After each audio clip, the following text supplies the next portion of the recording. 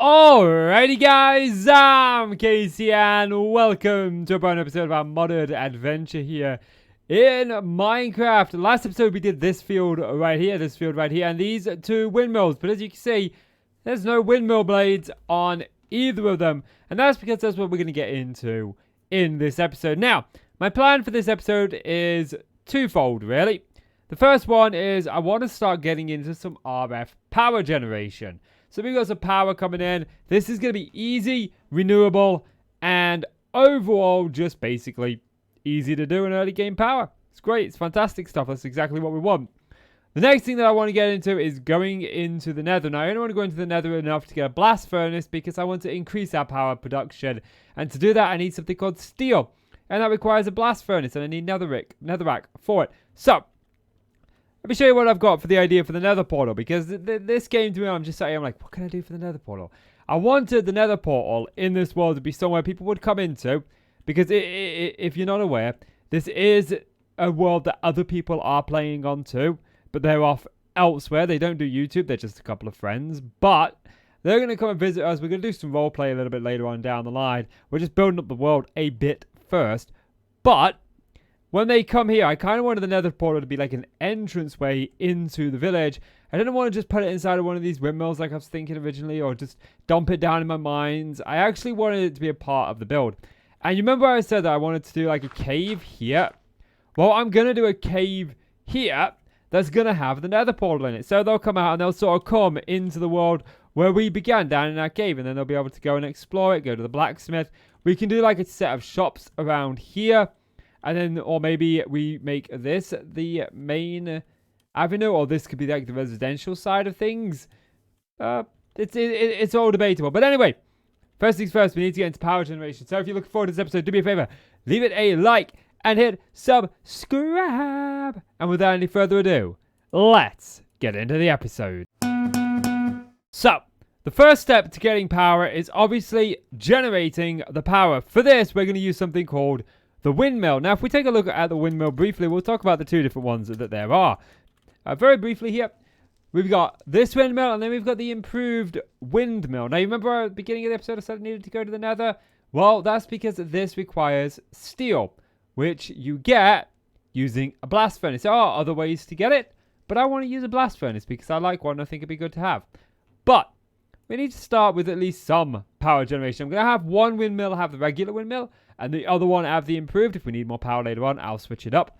But for this windmill, all you need to do is craft these windmill blades, which you do by getting treated wood. Now, I covered this in the last episode, but I'll go over it really briefly here.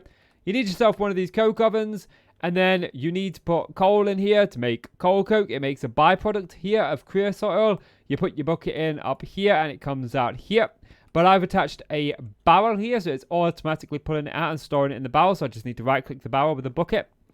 And then to get your treated wood, all you need to do is take your bucket of creosote oil. You can use bottles as well, and then put just wood around it, and that gets you this treated wood. And then you're able to just craft these up using treated wood. You get treated wood sticks the same way you get normal sticks, just two pieces of treated wood on top of one another, and craft those up. So when it comes to the windmill, how do you get the power out of it? How do you get it out of it? Well, you need to attach it to a block called a dynamo, a kinetic dynamo. Now, if you looked up Dynamo, you'll see that there are quite a few dynamos. So which one is the correct one? Well, if we just compare the mod, it says there, Immersive Engineering, just below burn time in blue lettering. So we'll just pick the one from Immersive Engineering. Safe bet it'll work. Now, how do you craft this? Well, you need iron, you need redstone. I'm assuming because you play Minecraft, you already know how to get that. Go mining. But then we also need this LV wire coil, or low voltage wire coil, which is copper. Now, like me, you may want to jump straight into your mines to go looking for coal, but don't go all the way down to bedrock. Copper, sorry, I said coal before, but copper, is actually found more commonly at higher levels, and you probably won't find it down at bedrock. So it's best to mine out somewhere around the 50s or the 40s. As you can see, I've got a couple of pathways here where I've been looking for copper. There's still a little bit in the walls that I haven't dug out yet, but copper's fairly easy to find at these elevations. You find it about as commonly as you find iron, so you'll be swimming in this stuff before you know it. And yes, if you want to double your copper, you can simply throw it into your smeltery. There's a tutorial on my channel about this in an earlier episode of this. This doubles all ores. You just throw your ore in there and it makes it into molten copper. You want to know how to use this? Well, there is a video in this series, I think it's like episode 2, where we make one of these. Now, the crafting recipe differs from pack to pack. Some require you to actually have these wire cutters, and I don't even know if these are in it. Some packs require you to use these engineering wire cutters to make these low voltage wire parts. Some don't.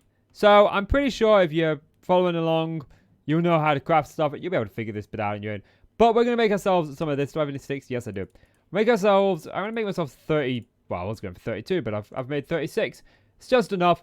And then what we want to do is we want to put back in our dynamo so we know the recipe for it. Now, you can already see I've already got 4 dynamos. I don't actually need to make one up. But do I not? I did not make up this copper wire coil. But I am going to make one more up just on camera to show you guys. I'll get rid of those. So why do I already have 4? Well, it's a very funny story, actually. My wife called me on Facebook, and we had a chat on Facebook, and I had to change my main mic on Facebook, and I changed it to the one I record from, and then my recording program decided, oh, you know what, we're going to really distort it. So I already recorded this clip once. Earlier on, I recorded the whole intro to this episode, and up to this point, once already, and I had to get rid of it because it was just really badly distorted. So don't do that. Now, once you've got your dynamo and your wind blade, what do you do with them? How do they work? Well, it's fairly simple. Don't walk off the end of this block. All we're going to do is we're going to put in the dynamo here. Now, I've used fences. I might actually change these out and use stairs because they look kind of horrible. But that's the job for a little bit later on. All you do is you get the kinetic dynamo, you place it down, and you place the wind blade. Now, bearing in mind, this wind blade will not be placed. It will not allow you to place this wind blade if there are any blocks preventing it from turning. You will just keep on right-clicking forevermore, and it will not place. So I've had to actually take off the top of my windows because it turns out they were catching the blades, and so it wouldn't let me place this. But there we go, and I'm going to put the other one on the other side. I'm not going to do this one just yet. I'm going to save this one because I want to put the improved windmill on there instead of the regular windmill. But I'm going to put this on the other side. Now, don't worry about the orientation of this. Just grab yourself an engineer's hammer and you can rotate this block. But we'll look at that more in a moment. Well, now that we are generating RF, we are producing Redstone Flux every tick using these windmills. The question is, what do we do with it? Well, there are a bunch of things within the game that require Redstone Flux. And we're just going to look at Ender.io for starters. These are a bunch of machines from Ender.io. You've got the sag mill, you've got the alloy smelter, you've got a painting machine, you've got a farming station, a power machine, and there are countless other machines from countless other mods that all require Redstone Flux to operate that will make Minecraft more automated for you. You can have automated farms, automated quarries, meaning that you can just focus on building. It's what I really love about modern Minecraft. You get to focus more on the building. But where do you start? How do you start with these machines? Well, there's always 2 that I like to start with. These 2 being the sag mill and the alloy smelter. These 2 machines combined are going to allow us to ore double and sometimes get additional extra goodies from it. And more importantly, this is going to allow us, the alloy smelter, to smelt alloys that can then make even better machines and help us get even more power later on in the game. So these 2 are a must, and they're really easy to craft in the early game because all they really require is gold, iron, copper, and redstone. And by this point, we should have all of that. So let's look at the sag mill first. This will take ores and other resources like cobblestone and basically pulverize them. So this will turn ores into grit. 1 ore produces 2 grit, which each produce 1 ingot. You can't throw that grit into the alloy smelter to then make 4, but you're still doubling your ore, and it's a lot quicker than waiting for the alloy smelter. Plus, you don't have to deal with pouring it into a basin or into an ingot form. So, we're going to sag mill it first so we can pulverize it, and the alloy smelter is basically like a furnace. It just smelts the ore. It will smelt the grit that we get from this. 1 ingot, 2 grit, 2 grit, 2 ingots. They're doubling. And also allows us to mix alloys together. So gold and silver make electrum. And this will allow us to do that as well. So let's start by crafting up the sag mill, which is just flint, iron, a couple of pistons. We're going to grab a piston right now. But the main component here, and this is something we're going to look at a lot, is a machine chassis. So iron bars, they're no problem. But this basic capacitor is a little bit of a problem. You may see all these bouncing around and wondering, well, what do I do? What do I do? What are they? How do I get them? Well, you could certainly go out of your way to get them, or we can just use gold nuggets. and they'll work about as good. We'll make just about a stack of them. Now, you will go through a lot of these basic capacitors within Ender IO. They're used for pretty much everything, so it doesn't hurt to overcraft them if you do. So we're going to make 2 of these machine chassis because every machine from Ender IO requires a machine chassis. So we're going to need 1 for the sag mill, 1 for the alloy smelter. And now we've got everything that we need for this. We've got the piston, we've got the iron, we've got the flint. So let's just go ahead and craft up this sag mill. The next one is the alloy smelter, which is not that much more complicated. In fact, it's a little bit easier. We need a cauldron and some furnaces. So we just make a cauldron, as you do in Minecraft. And then we need a few furnaces. I think it was 3, wasn't it, we needed? If we don't need 3, we've got an extra 1. Yes, it was 3. We could just go ahead and craft them up. And boom, we've got our sag mill and our alloy smelter. And I'm going to make up 3 chests because we can automate these a lot easier than we can do anything else. So let's grab 3 chests. When it comes to these machines, how exactly do they work? Well, first of all, let's put down the sag mill. Put the sag mill there for now. And let's put the alloy smelter right there. So you just simply right-click them and you've got a UI. And this may all seem very complicated, but it's actually not that complicated at all. Can I make some gravel, some flint like this? Good, I need some flint. So, this is power, how much power the machine gets. Right now it's got no power, we are generating power here, but we need to move the power from here to the machine. We'll look at that in just a moment. I'll just teach you what the UI is. So this is power. This is a capacitor slot. You can insert capacitors, not the basic ones, you need the more upgraded ones. This will make the machine run faster and more efficiently, but it will use more power, so it's best not to do that in the early game. And then we've got the rest of these slots. So, this is the input slot. We put in what we want here. In this case, we're going to put in half a stack of tin ore. These 4 are what this tin ore will break down into. So, we'll get tin ore grit, but we'll also sometimes get other goodies. Sometimes you get cobblestone as a byproduct. Sometimes there are other ores in there that you'll get sometimes. It's like iron ore. And those chances can be improved by using this slot right here. You could put couple of different things, different packs of different things that you can put in here, but it's typically flint and dark steel balls, and this just increases it ever so slightly. You want dark steel balls, but that's a lot late game, so we're not going to worry about that too much. But that is that. Now, you've got your redstone mode. This allows you to tell it to turn on whenever you've got a redstone signal or when it doesn't. Good for more complicated machines, more advanced. But you've got this recipes. This will show you all the recipes that you can do in here. As you can see there, we get different byproducts. But the one that we care about is this configure. This shows us a machine in 3D. And we just pick a side. In this case, we're going to pick this side. And we're going to tell it to push. What it's going to do is it's going to push all the orange stuff. It's going to push them out that way. And then we're going to tell it to pull from this side. Meaning it's going to pull from this side. And so we can take our chests. Oops, I pressed R, not thingy. Put our chest there. So it'll pull out of that chest. And it'll deposit into this chest. So fully auto. So if I just take this out for now, for example. If we stick it in this chest, you can see this number gone. And it has pulled it automatically in there. So you can just literally stick your ores in there. They go in there. And they come out there. Brilliant. Now, next, we've got the alloy smelter. Again, power, capacitor bank. And you've got furnace mode, alloys. If you just wanted to do one or the other, I just leave it on this normally. Again, you've got your redstone and you've got your recipes. Now, these are your input slots. Now, because you can alloy resources together, you can sometimes put in more than one. So you can put gold and silver in here. Sometimes you just put one in. And what we're going to do is we want this to automatically smelt the grit that we get from the sag mill. So we're just going to go to configure. We're going to tell it to pull it from that chest and then output to this chest. Now, you can put this on any side that you want. It doesn't really make a difference. I'm just choosing this for simplicity's sake. Now, let's have a look at how we get power from our dynamos and our windmills into these machines. Now, for this next step, you should pretty much have all the resources you need, but you may need to get yourself hardened clay or terracotta, whichever you want to call it nowadays. But just stick clay in your furnace, go out and get some clay. It's not that difficult. Just get yourself some terracotta or hardened clay. That's what we're going to need for this next bit. Now, for this next step, you're just going to need that terracotta, which I have evidently left in the furnace. We can cut this clip out. No one needs to see me being a derp. Like I said, for this next step, all you're going to need is some terracotta, some sticks, and your copper.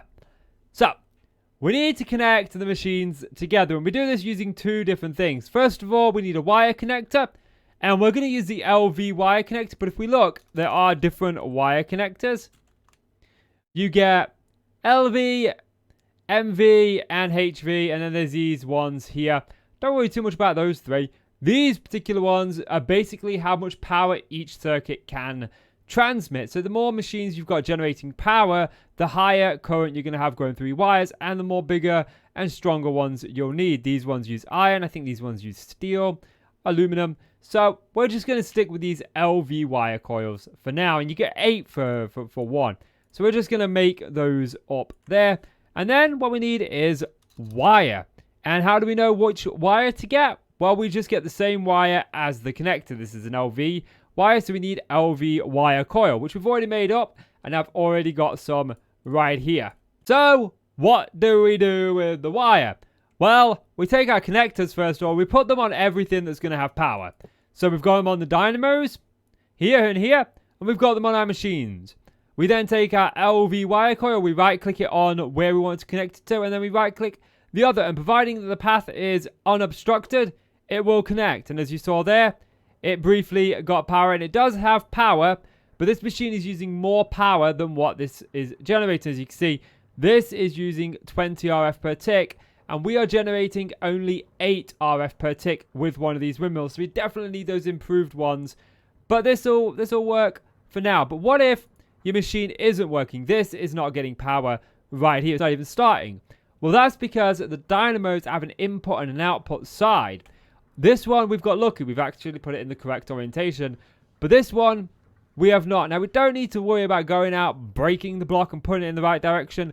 Just simply grab yourself your engineer's hammer and just right-click it. We know that the right orientation is when it is completely black and grey there. So we're just going to right-click it until it is black and grey like so. And then this will start getting power. As you can see, it is processing. Again, this uses 20 RF per tick. We're only generating 8 per windmill. So in total, we're only generating 16 RF per tick. But what we're going to do is we're going to link these both up so they're coming into the same power source. And then that one power source is going out. Now with the windmills spinning away and our machines are using the power, it's a good idea to have a buffer between the windmills and the machines, like a power bank where you can store the power so that you just have a huge quantity available as and when you need it. This may help you from actually needing to get a more powerful power generation source, because those machines, we're not going to be running all the time. We're only going to be putting our ores in there when we come out of the mine. So if we had some sort of bank where we could keep the power, then we could drain it from that bank, and as that bank slowly falls down, the windmills are going to be regenerating some of it, but we won't use all of it by the time our machines are done, and so the windmills will keep up. So for this, we're going to need 2 things. The first thing is somewhere to store it. Now, you've got these capacitor banks from Ender.io. These are fantastic little things, and they do get more and more expensive, but we can start out with the basic capacitor bank. We can store 1 million RF in here, and it's very easy to craft. All we need is a block of redstone, like so, and then these capacitors, which we've already looked at, these iron ingots, which we already know how to get, and we can make it. Now, these are connectable. You can make 5 basic capacitors and put them next to each other, and they will link up as one unit, and they will store 5 million RF. So the more you have, the more you can store. Obviously, each one takes up an additional block, but they connect as one unit, so you only need one input, one output. Now, the capacitor bank, these ones that require a double-layered capacitor, which we can't get just yet, and electric steel, again, we can't really get them just yet. There for later on. We're just going to worry about this capacitor bank. So now we're back up here in the windmill, and I've taken out all of the machines that we've put in because we're going to need the space for this capacitor bank. Now I'm going to pop the capacitor bank down here. Now, different packs allow different connection methods. So I'm going to try this one. I'm not sure if this one's going to work in this pack. I can't remember. But all we're going to do is we're going to put a coil, well, a relay, not a relay, sorry, the MV wire. What is this thing? I forgot what it's called now. The LV wire connector. That's it. Words. Jeez, man. Sometimes it can be so difficult. On top, we're going to try and connect both of them. Now, this one does allow us to connect both of them. Some packs require you to use a relay, which is this thing right here. Usually, it's a lot cheaper than this in the packs, but this one doesn't. So, now if we look, we can see that we are actually getting 24 RF per tick. So, it's actually generating 12 RF per tick, not 8. My bad. Now, you can tell this to input and output on each side, but it's usually pretty good at figuring it out. But sometimes it does get a little bit glitchy. And these are charge ports. You can put things in there to charge. Like, you get pickaxes that instead of running on durability, they run off of power. You can use this to charge jetpacks, all sorts. But this is now going to start building up some RF. With the capacitor bank set up, we can connect that just like we did the dynamos to our machine. So I've moved them down here. We're going to connect up these. We're going to grab our wire and we are going to run this up. Can I connect it? I can. Yes. And connect. Oh, nearly. Now, I will warn you. You cannot attach a wire to the same point. Right. Okay. Well, it's connected. Never mind. It connected. It must have been a little bit delayed. That's usually what it says when you need the relays. Now, I will warn you. Some packs make these wires electrocution-y. So you touch them, you get electrocuted. But obviously, this pack is not it. We are playing on a 1.7.10 pack. So it is a little bit of an old pack. But, yeah, it's really cool. You can actually run these wires through telegraph poles throughout your camp. It looks really, really cool. And I'm really tempted to do that in this base. Really am. I think it'd be really, really cool. But for these couple of houses, no. I think we're going to be alright. We're going to get into bigger power generation than this later on. But this is doing this. We can now throw our... What do we call it? Where are... Do I have not... Did I put my ores away? So now we can throw our ores in there. They've disappeared pretty quickly, actually. They'll end up in here. This now has a bunch of power. It's going to continue to get power for the capacitor bank where we are storing power. And then our windmills are generating the power. Now, this is all right for this setup. This is pretty good. We do need another setup. And I was going to get into the nether portal in this one and get into the improved windmill. But I think I'm going to save that for the next episode. We can set up the nether portal and we can look at must-have machines. Because there are a lot of different machines that I want to get up and running in the next episode. There's a lot from... thermal, I think it's thermal dynamics, I want to say. No, it's thermal expansion. It's been a while. So there's a lot of these machines that I want to get up and running. And I'm thinking we'll have one windmill dedicated to Ender IO machines and the other one dedicated more so towards the thermal expansion machine. Now, the great thing about this setup is that if Ender IO can process the ores, then it will process the ores. If it cannot, it won't even try to put them in the machine. So you don't have to worry about your machine getting clogged up. You can just throw all your ores in there, even if you're not 100% certain if Ender IO can do it. I don't think Ender IO can do the Cinnabar. I think Thermcraft is one mod it doesn't work with. But for the rest of these, we should see at least a double agization. And maybe the yellowite might be a problem. But again, it'll produce these grits, and if the alloy smelter cannot smelt it down, then it simply will not try it. I think I got these set up the wrong way. I think I got this set to... Yeah, I've got this. This should be pull, and this side should be... Oh, that one was already push. My bad. Made a small mistake there. So, yeah. So that's it for this episode. Next episode, we are going to look at the improved windmill. It works very similar to this windmill. The only difference being is that it generates more power. And we're also going to look at some must-have machines that you're going to need in the early game and even on later on in the game to process and pretty much automate pretty much everything that you want to do. Like I say, this is a Let's Play series, but it is also a tutorial series too. If you're learning this stuff for the first time, I am going to cover it and show you how it's done. So yeah. Guys, if you enjoyed the video, do me a favor. Leave it a like and hit subscribe. As always, I'm KC, you're the awesome folks. Thank you so much for watching now. Take care, guys. Bye.